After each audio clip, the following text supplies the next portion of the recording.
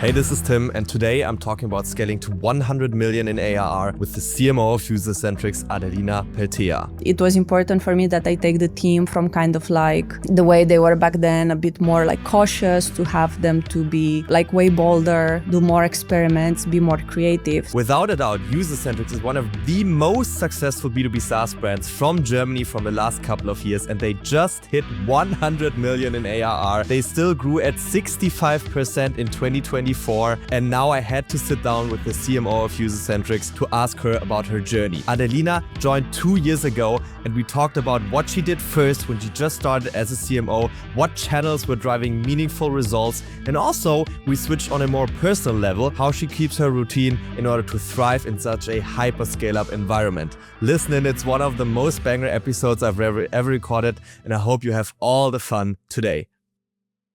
Welcome to the Revenue Marketing Real Talk podcast. Today I have a very special guest here, Adelina, who's the CMO of Usercentrics. And Usercentrics actually just crossed 100 million in ARR, growing at 40% year over year, which is insane at this scale. Adelina has been the CMO of 2 years after being in tech for 13 years. I'm super excited to diving into all her lessons from that growth and also to explore what's next for Usercentrics. Adelina, welcome. Glad to have you here. Thanks for having me, Tim. So we already had some conversations this week. You were speaking at our event, Future of Revenue Marketing. And what was super impressive to me, actually, was your conviction about your lessons, about everything that you've done, your experience. And I was wondering, is that something that you always had, or is it something that developed with your achievements? Nice question. I think I always had it, but imagine when I was a 20-year-old without much experience, how hard that was for me in the world, because like nobody takes you perhaps too seriously. But I had actually, while most people grow in the careers, for me, I kind of already started at 20. I was managing like big teams and things like this in a more like kind of youth entrepreneurship context. But that exposed me to, you know, like a lot of responsibility, big decisions, understanding that your time is precious and how do you inspire the teams and all this kind of stuff. So, and then once I was a bit more in the startup world, I think what was a launching pad for me as well was being in Singapore at the beginning, where I think like there's such a like big growth market there. That nobody cares about your age, men, female, whatever, and like you just can skyrocket. So I think, yes, the confidence was always there. I'm not pretty sure where it comes from, but that doesn't necessarily make it easy when you are starting. But today, I think it serves quite well because people look at leaders to feel the confidence of the leader into themselves. If you doubt yourself, everyone will feel it, even if you say the most impressive words. Yeah, it really transmits. So you're a lucky person that always had confidence, I guess. So would you say it also is important if someone would like to get into a position that you are in today? I think marketing is one of the most rapidly changing industries. Like, you need to constantly stay ahead of what's happening. Even if you were successful with a playbook a few years ago, it might not work anymore. So you need to be really good at understanding what's happening and where the world is going. And you need confidence in communicating. And you need confidence. In many cases, you need to shape what the next playbook is, which I find actually super exciting. So I think you constantly need to be in the look for this and be what helps a lot with that is to be really customer-centric, you know, industry-centric, whatever you want to say, because that's how you can understand what's the pulse, where it's going, whereas, you need to connect quite a few dots. Yeah, and it also helps when communicating with other C-level members, I guess. Yes. Yeah, cool. The event that we had this week, I'm just curious, how did you find it?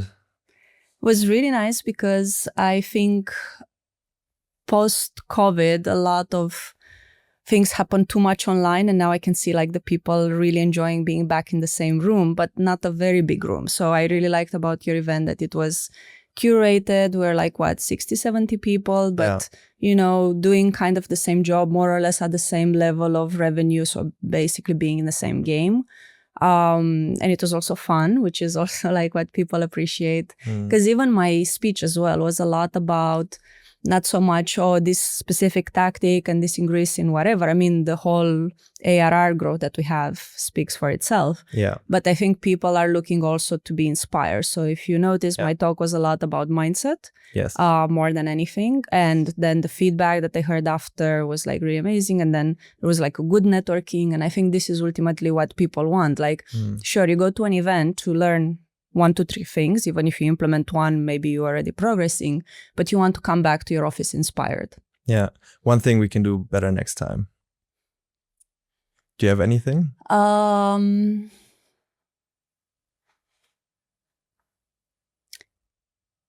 You can be very direct. I like those things where you do like, roasting each other. Like, I think it would be very interesting if you put some people in an arena to kind of like ask each other questions and just make it a bit more spicy. The panel at the end. So even more provocative with questions. Yeah. Actually got that feedback a couple of times. Yeah. So next time I'll see it. It's hard to be in the driver's seat as a moderator because you don't want to go too close to people. But I'll take that with maybe take some competitors on stage. I think that would be nice. Cool. So I would like to introduce you our first rubric basically of the podcast, which is called Highs and Lows. So here's how it's gonna work. I will be asking 1 questions about your highs and then 1 questions about your lows, always in exchange. So let's go straight into it. What went really well for you this week? This week,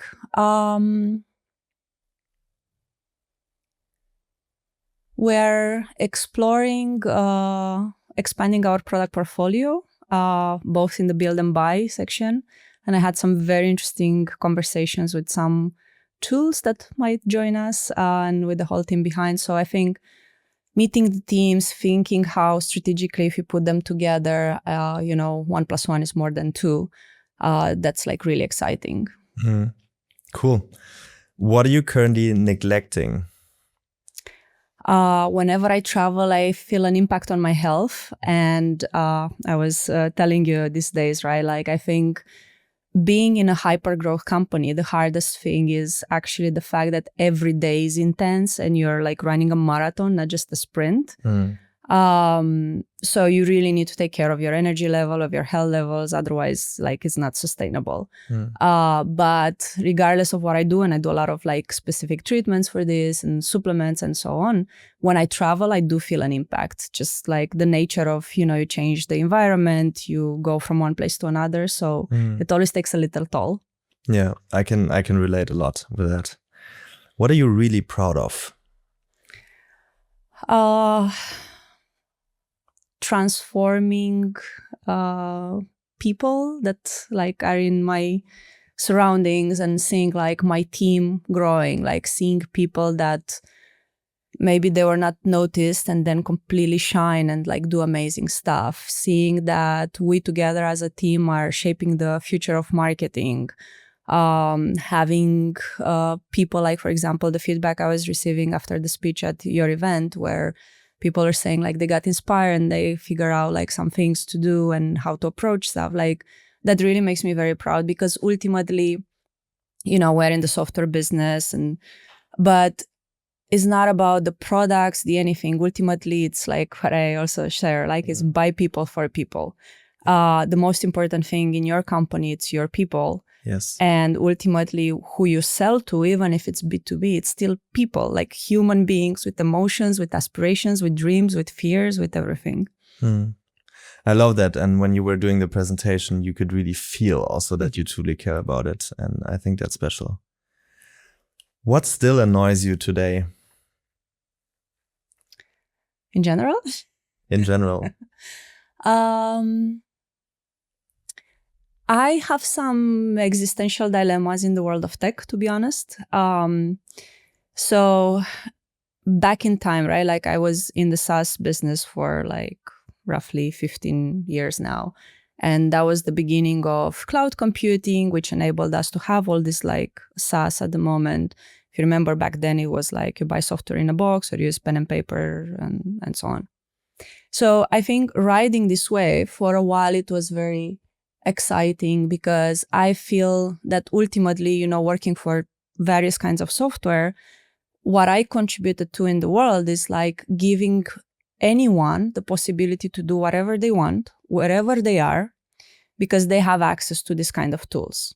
And you can start a business more easily today. You can work on your hobby more easily today. You can work remote if you want. Like all these tools enable the society to do what they want. Yeah. But over the last few years, I was feeling a bit like, but where are we heading? Because now it feels like a lot of like first world problems, and I was starting to like not find meaning. So I was even wondering, do I want to do something else, or is there still future in SaaS for me at least? Because I think, again, like investing so much into a business, growing so much, you need to have a certain motivation, and you really need to connect to the impact. That's an important component. And when I started to talk to Usercentrics, I was like, you know what, data privacy is like super interesting, because ultimately everything on the internet, it's about the flow of data, and being able to give people the power to control what they do with that data, or what companies do with their data, knowing, telling yes or no to different components of how it flows and so on. That's like super important, is the foundation of the internet. There was that famous saying from some media like years ago, like data is the new oil, and it's true, but now it's consented data, like, and that's changed the game of everything. And now we're shaping this privacy-led marketing where like, is not just for the user. So while you respect users' data privacy, as a company, you still want to grow, and marketers actually want to do the right thing. And now marketers are also taking the power around, okay, I want to do the right thing. I still want to grow the business. I will respect what users want. And like, how does this work now, from strategy to tactics to the tech stack? So I found meaning in this as well. And now with the rise of AI as well, I'm looking at all of us and saying, okay, we're, increasing productivity and so on. And it's great because obviously what differentiated humans from other beings, it's the use of tools. Yeah. So now we are even more empowered, but what do we do with it? And productivity for what? So like I have a bit of this. So to your question around what still annoys me, it's kind of, let's say, when we get distracted by the tools we use without thinking what for. Yeah, without having a clear mission and why behind it. Exactly. Yeah, got it. What has been the highlight of your career so far? I think the journey at Usercentrics has been very rewarding because it's also in my field. So before I was doing all sorts of different things, but now it's like for marketers and shaping the game of marketing. So that's like really, really rewarding. Yeah. We'll go more in detail into the whole Usercentric story in a second. But one last question on your lows. When did you really screw up?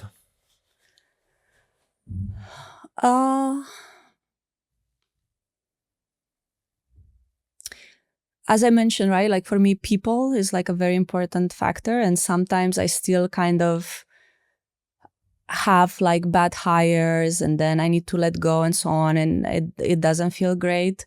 But ultimately I see that, for the people, for my high performance, some dynamics don't work. And I think everyone is good in a certain context, but you need to be aware if like a certain person fits into a context or not. So I would like to not have to go through this by doing even better recruitment. And obviously I recruited hundreds of people in my life, but it's still so delicate to like really spot all the specifics. And I'm a huge believer as well in not just hire individuals, but hire teams. So it's really important like who you pair with who, because the dynamic of the group, it's super important. And you can have amazing superstars that just don't work together for various reasons. So I think the context and the team composition is super important. So here's like where I'm still learning and adjusting. I can feel that so deeply. Recruiting for me, honestly, it's a master class, basically. Hardest part. in building a company. Take me back on your story. Which of the career points that you have had the most impact and was the most significant for you before Usercentrics? That's a very good question. I think first moment was when I was growing up. My father was an entrepreneur and he was like a tech geek. So he exposed me to a lot of stuff. We were building microchips together and all sorts of stuff. And that taught me that absolutely everything is possible. Maybe the confidence comes from there. And then I would call out, my very first job was actually in an agency in Kantar Miller Brown. I was working on the qualitative insights side of the business. That taught me Was that in marketing? Yeah. That taught me a lot about marketing from A to Z, from strategy to real insights to how you launch products, markets, do advertising properly. So it was kind of exposure to everything. Yeah. But because the main angle there was the insights, what I learned is like how that's a science and an art, because customers don't just tell you, they don't know, but like what they want, but you have to ask the right questions and do the right kind of analysis. And there's a lot of psychology behind. And I think that gave me a lot of superpowers for the rest of my career, because that customer centricity and that ability to kind of predict trends based on what you're seeing, it's super valuable. Then I would say my time in Singapore was also very interesting, because that taught me like a lot of hyper growth. Like Singapore overall was exploding when... Which company was that? I was with a few, Traygecko, Vicens, and I think I remember like when I went there, I went to a tech conference and they were still discussing very basics of why would I take investment? I lose shares in my business. It was like a very old school mindset. Yeah. But by the time I left 5 years later, they were way ahead of anything I was seeing in Europe. So being able to see that hyper growth and the global thinking and everything, that also helped me quite a lot. So then how did you end up at Usercentrics? What's the story there? How did it start? So were you poached? I was poached. And I told you that poaching happened in the middle of my existential crisis in SaaS. And I was like, I don't know if I still want to do SaaS, if I still find meaning. And then when I got approached, I was like, data privacy, I haven't thought about that, but it's so foundational, like what I just explained. And the message from the recruiter had 2 links. One was the company website, which back then was like compliance tool, don't get fined. I was like, oh, not really my thing.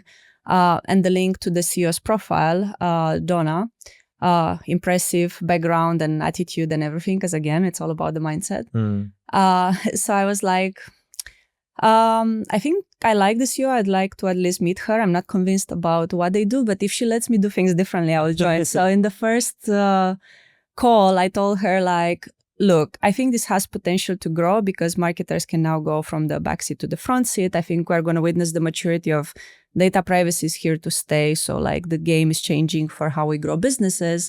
And if you let me do this in a very sexy way, literally use this word, to not just be a compliance tool, but something really like that inspires people, I'll join. And now 2 years later, here we are with many more millions in the bank because this approach really paid off. Yeah. What was the situation like when you actually started 2 years ago? In terms of? In terms of ARR and also in terms of the whole kind of stage of the marketing and go-to-market organization at Usercentrics. So 2 years ago, we were at 40 million in ARR in euro. Now in 2 years, we're like over 100 and profitable. Yeah. We grew 65% in my first year, 45% now, which is like insane growth for like this kind of level of ARR. Yeah. So that's why I'm saying it's paying off, but it's one thing just to have, the kind of vision, and then you need to build a strategy, and then you need really strong execution. Yeah. And it was important for me that I take the team from kind of like the way they were back then, a bit more like cautious, to have them to be way more way bolder, do more experiments, be more creative. So you need to change a bit the culture, and that's kind of not something that changes fast enough usually. So it was also, how do I turn it around really fast? So that was like a whole experience on its own. But by now I'm like super proud of the team in this sense. You're talking a lot about making a boring topic sexy. How did you approach that in the beginning? You were joining the company at 40 million ARR. And how did you kind of get this whole change process into a momentum? First, you need to explore the market. If it would react, then you need to convince people internally, and then you need to step on the gas. Initially, I was like trying to understand if what I had in my mind would really work. Because I always say it's not just about the right idea, but the right idea at the right time. Yeah. If I would have done this 3 years ago, the market wasn't ready. So you need to time it really well. So I came with this idea, right, that marketers should be ready now to get in the driving seat of their data privacy because they own the websites, they own the data, they do the campaigns and so on. And I started exploring and I started, seeing how customers would react, what was happening in the customer side. There were some changes in the market and in the tech ecosystem. Talk to media, talk to partners. And I was like, there's something here. And then also created the concept, a whole category called privacy-led marketing that was actually inspired from our partners, and then it evolved. Would you say this is a category already? No. To build a category, it takes years and a whole ecosystem to push it. Like we're seeing signs, but like we have a whole journey ahead. But the category is really important because if I would just sell you products like consent management platform and now more because we're expanding our product portfolio, like people need something to connect the dots and they need something to believe in and resonate, which if you just stay at product level is not enough. So I think the category is important. You don't necessarily need to create a new one, but you need to have something clear. And the mission, again, is very important also for the market, not just for your internal teams. So all that was important. And a lot of discussions internally where, of course, you can have FOMO, right? Like, oh, but what if we exclude certain segments? I'm like, the segment can still come, but if you're not focused, you'll never like get anywhere. But all in all, I think ultimately when people start seeing results, then everyone gets on board. So it was a gradual process, but it was really impactful and we could see the impact. Yeah. So there's different stages of growth in SaaS. We've already been discussing this earlier. It's between 0 to 1, 1 to 10, 10 to 100, and 100 and above. I'm sure there's a lot of people listening in that are now around the stage when you joined at like 40 million ARR. If you're a CMO at 40 million ARR, what are the topics you should focus on and how would the next scale and step look like in the best case as a PLG company? Usercentrics is driving most new business with your PLG motion. So yeah, I think if you zoom in 40 to 100, this stage is definitely by diversifying. So you add more channels, more markets, potentially more products closer to 100 million. And this is the part where, of course, there's like a big decision-making and execution component here. And I would say that's also like really important. But as a CMO for this stage, that's why I'm saying you need to start connecting the dots. Because if you start diversifying with all these things, but for people like you don't really put a flag in the market because people need to know you for one thing. And then when you have too many things, what will they know you for? Yeah. So I think it's really important that you kind of define properly your mission, your strategy, what you stand for, like a lot of product marketing, a lot of positioning, a lot of rebranding potentially. Go a very long way. And you need to kind of predict the future in terms of what you need in the company to know at which time you need to do all these things. Because again, timing is everything. You do it too early or too late can be problematic. Yeah. Help me understand the channel setup. So you said it's about adding new channels first when you're at 40 million. Which channels were already established and which ones were new ones to add that had significant growth impact? We had a very solid channel in paid search. We're luckily in a field where people are searching for the exact solution. So I guess not every company can benefit from that, but we had a significant amount. But then even that amount was at some point, you reach a ceiling, right? So you do need to diversify to tap into more audiences. It's what I call demand capture versus demand generation. So 100%. You capture the demand that is there, but then how do you do real demand generation? Yeah, growth is capped on Google search. Exactly. And then there were two components for that. One was like, how much more can we do in paid search? And my idea of it is always, besides the what the PPC specialists do, you can also grow it by having better creatives. And we invested a lot in that, better data and so on. And then what channels do we add next? And I was telling you, like, of course, I've done many things in my marketing career, but I think you always need to test for the specific industry, company, things have changed in the world, the playbooks don't work.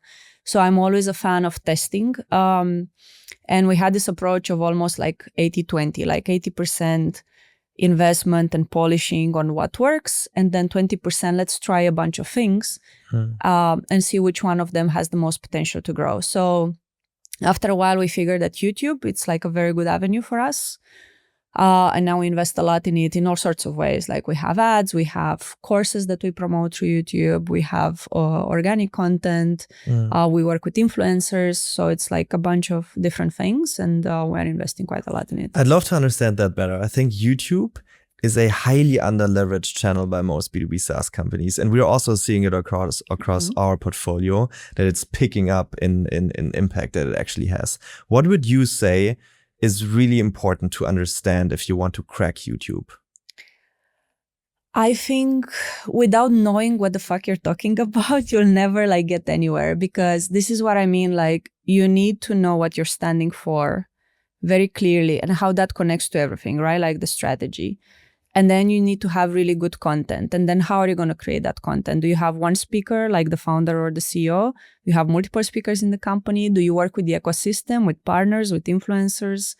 All these questions need to be asked, because like you need to create something great. And then we also invest a lot in our creative. Like we really have like actual filmings, and for some ads also with like actors and everything. So I think a lot of the people invest millions in distribution, right? Like in doing the advertising, but close to zero in the content. And I'm like, I'm sorry, that balance will never work.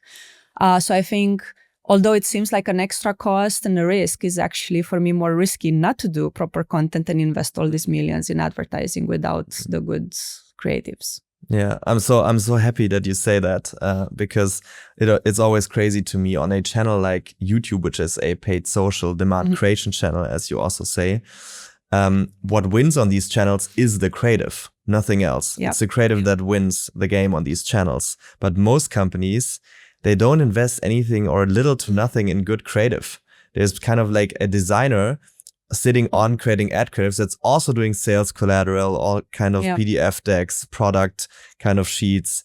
And I'm like, that person is not the best person who should also be doing ads, because it's way too important if you already spend 100K a month on your media spend. So, and we see this with results. Like we see that when we have good creatives, of course, your click-through rates are way higher, and then that leads ultimately in the funnel to more revenue. So you are actually making the money you spend on advertising way more efficient. You get more with it. But I think it's good content. It's intimidating for people. They don't know how to justify it. They don't know what they stand for. They don't know. So there's a lot of questions you need to answer before you go into that. Yeah, 100%. Now you're spending obviously a lot on paid social, I would guess. Do you have kind of a mental model on how much of the percentage you would recommend spending on the creative? In an ideal world, I think it's half-half. Even we were not there, but I really believe and I've seen this over and over again in different companies, where you have like, there is a creative brand team doing their thing, and there is advertising again in the range of millions there, but like with completely different assets. And my idea is that these two should always come together. So even when we do organic content, we still put advertising to boost some stuff. Yeah. And then all the advertising with good creatives. We're not at half-half, but I think it should go into that. Yeah. Love that. Thank you so much for sharing. We're at our second rubric now. It's called Finish My Sentence. So I will be starting the sentence and you will just finish it. Okay. With the first thing that comes to mind. So let's start. First one. I believe most CMOs don't deliver results because the lack of confidence, which you mentioned. You need to know your game and be convinced about it and be convinced that you can get the numbers and have a very methodical approach of how you get there and how you talk to your peers to have that kind of like cases for what you want to do, and how much of those cases should be like when you really zoom out on strategy versus what's your kitchen, it's your kitchen. So I'm seeing a lot of people that kind of like, I don't know, I see a lot of shyness. I see a lot of victim mindset. It's like, you're the superstars. And I was saying at your event, even like in marketing school, they taught me about the 4 Ps. I think we all know about the 4 Ps, right? But the 4 Ps basically say you don't do just the promotion part. You do pricing, you do distribution, you do even product. So how many marketers I've seen that they wait for product to do something and then they think about the go-to-market of that something.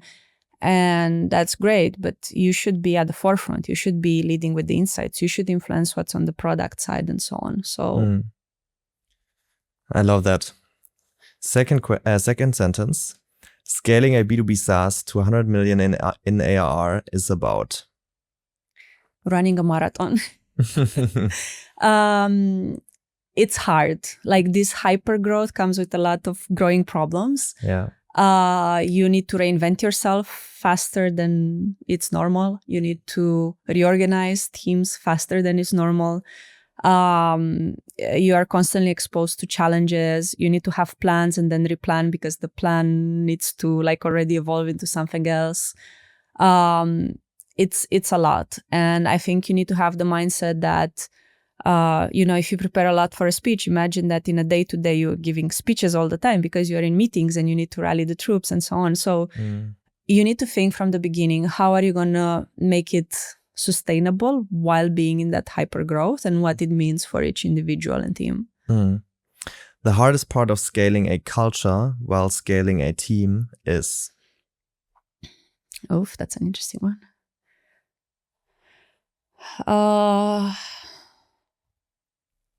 Listening to people.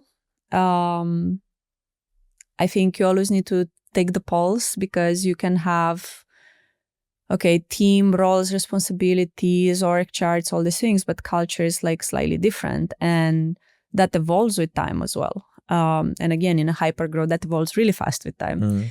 And you won't always get it right. So you need to catch like the deviations as soon as you can.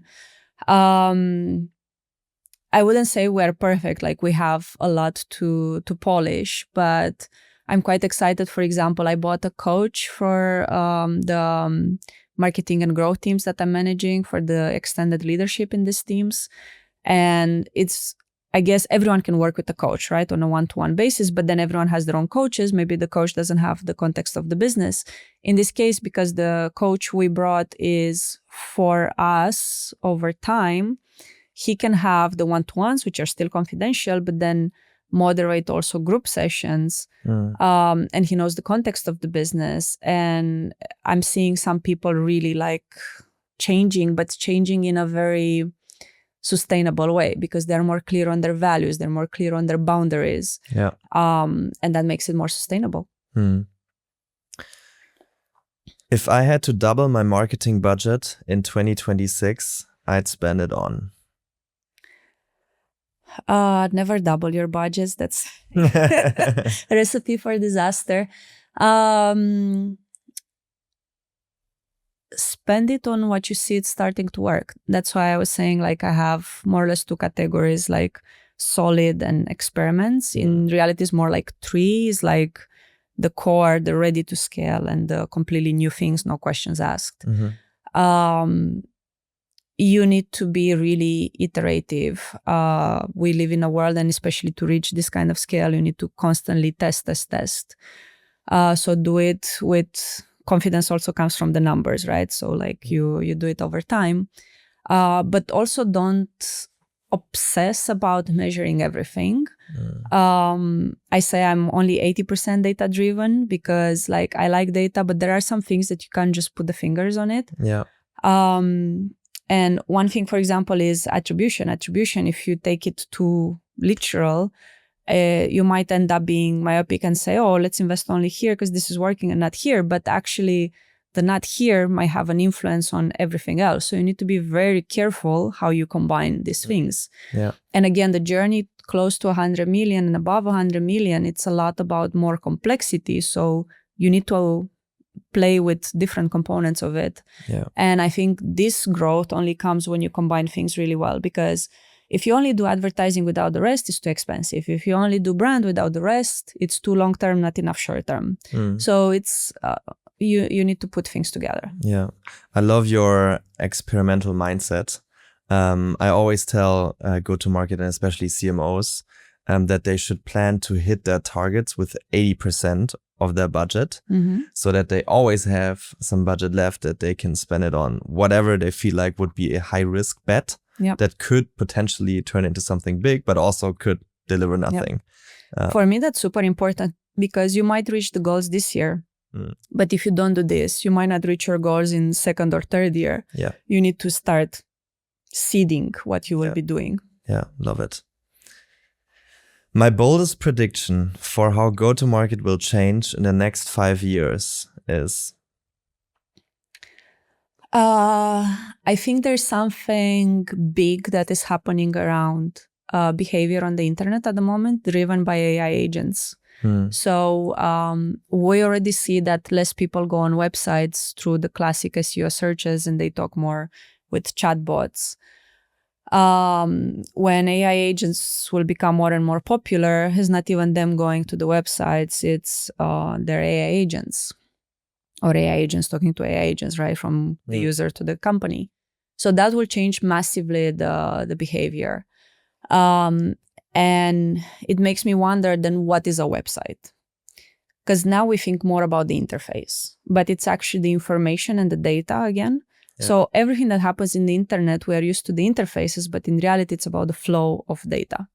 So you are a company selling products and services. Your website is kind of like your shop, your front. But how do you take that at a more conceptual level? And, if it's not users coming to the website, but agents to agents, what stays and what changes? So I think most of us will be impacted by this. If you have websites, if you have software, if you have like the whole game will change, and most probably in the next 2 years because it's coming very rapidly. If that would be the case, is there anything that you're already doing now in order to kind of meet the new reality? Yes, but confidential.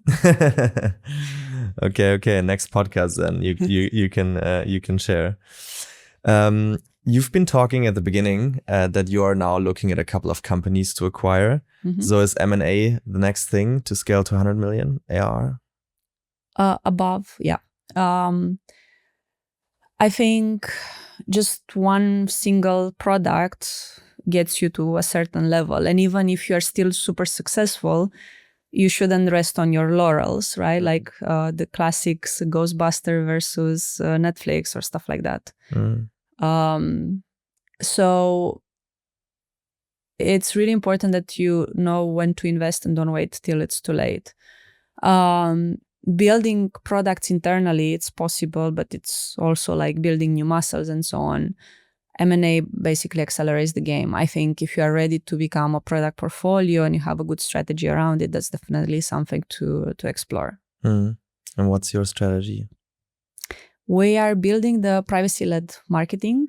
So as I mentioned initially, we started building this category, which is the new playbook for marketers from strategy to tactics to tech stack in terms of in a world where data privacy is here to stay, how do you grow your business? Yeah. But as much as we talk about those things, at the end of time, just one product in this is not enough. And I'm very proud now to say like we are walking the talk, but also by also having a more robust product portfolio coming soon. We launched server-side tagging as well. So already have one that is built internally and now we're gonna acquire a few more solutions. Yeah. So is it only European companies are relevant to you? No, globally. Globally? US is also a focus market for us. Yeah. Interesting. What's also next in 2026? Is there anything else that you're planning to do? What we can expect from Usercentrics? Well, I already said, right? Like, I think the biggest thing is like the product portfolio expansion and what it means. I think a lot of great things can come from that. And we have some very big alliances in the tech ecosystem where also some big things will come from that as well. Yeah, love it. So you've been in tech for a long time. You've also been part of a couple of exits. And I'm sure you wouldn't need to do this to make more money. What's your motivation and ambition still now? Why are you still doing this? First of all, more money is not a bad thing. I love what I do. And that's why I said like the motivation is also very important. At the same time, it's also really hard. Yeah. So I do ask myself, like, I don't think I can do this for like the classic career until 60 something years old. Yeah. Because it's intense. So I rather, be part of like a big impact in the world, all the intensity you want while I'm young, but then probably retire quite early. And I already have dreams about, having my farm or even like a healing village where like I do some retreats, like I organize at my place and sign me up. For meditation and wellness. And I'm seeing that's really becoming a thing. So I would like to scale that and so on. So retire doesn't mean do nothing, but maybe just a bit more chill life. Yeah. You've been talking a lot about mental wellness now and taking care of yourself. And I believe it's very important if you're working in B2B SaaS, especially in such a high growth company. Is there anything that you're doing specifically that you would like to share that's helping you a lot to do this marathon? Yeah, meditation is one. I actually wrote a book where I created my own meditation method because I say, the usual techniques come from temples and monasteries. And I'm sorry, but we don't live like that anymore. I would love to, you have your life here and then you go on the yoga mat and like clear your thoughts for 30 minutes. That's like really hard nowadays. And I also don't see what's the point to kind of have it as an escape from your life rather than integrated in your life. So I created the meditation method that's super efficient because I'm playing with modern psychology concepts. And for example, it's proven over and over again that our brain doesn't know the difference between imagination and reality. If I tell you, think of a squeezed lemon, like dripping on your tongue, you'll start salivating. Right. So in the book, I talk about first you create your, what I call inner sanctuary, like a safe space, which is different for different people. It can be your room where you grew up. It can be like a tip of a mountain. It can be something super creative that never existed or never will. And once you have that defined, then each meditation starts with you go into that space, which already puts you into a whole different mood really fast because you already know what to expect internally from that imaginary space. And then the meditation can be much quicker, like 5 minutes.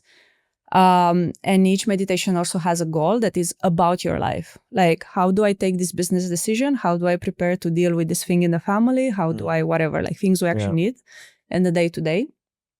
And it guides you, like it actually, again, using a lot of imagination things, like how to sort that, but in a very mindful way. So this works a lot and helps me a lot. And then another thing I do a lot, it's I take various supplements that are like plant-based.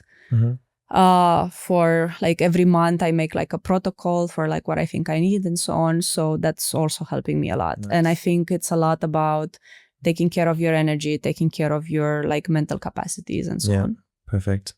So if you want to do and achieve what Adelina has achieved, take care of yourself, take time for mental health, take time to care about yourself. Thank you so much for all of your insights, for sharing that, for opening up. I think this was amazing. And if you have any questions about what Adelina has shared, feel free to contact her on LinkedIn, I guess, or just drop a comment in the show notes, in the comment section.